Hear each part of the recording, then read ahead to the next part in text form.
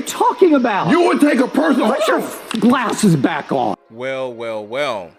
Is this the beginning of the end for Skip Bayless and Undisputed? That was an article that came out today that was talking about the cratering viewership as the aging host nearing the end of his contract and plenty of great in-house replacements. Undisputed may be on its last legs. That was written by Awful Announcing today.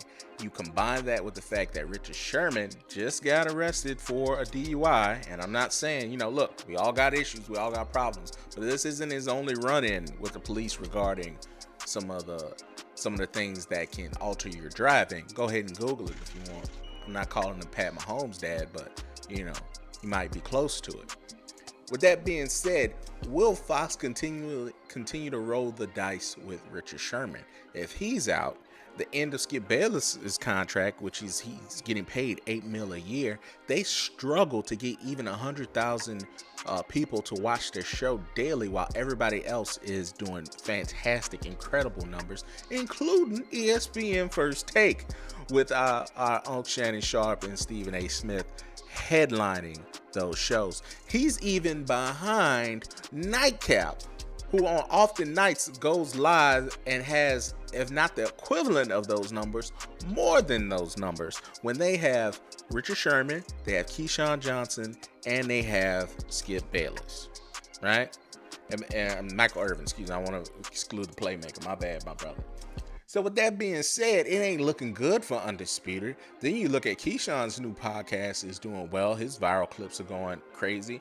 You might think, why would Fox would be thinking, why are we paying $8 million to someone who can't bring the viewership, who has continuously clashed with different folks that he's with, including Richard Sherman, who's a different kind of character? I get that. Why do we want to continue to pay him $8 million? So get this, there's even more. Undisputed, like many sports studio shows, is off this week, but Bayless approaches his 72nd birthday and the end of his contract, and his show is nowhere near competitive with First Take. Now that is hilarious. So again, they cover Nightcap, the YouTube show produced by former Undisputed co-host Shannon Sharpe, surpassed FS1 morning program viewership during a post-Super Bowl live stream. Even the audience for Bayless' own self-titled podcast has cratered since a big launch. So yeah, Skip Bayless live on Apple Podcasts is not doing well. I wonder why. I wonder, is it because you completely alienate your co-host that you debate each and every day on and outside the desk? Shannon Sharpe said, we spoke every day for however many years, and I didn't know the man outside of the table. And then when you disrespected that man, said, "Hell, put your glasses back on." Wait a minute. What are you talking about? You would take a person. Put your glasses back on. And you wouldn't,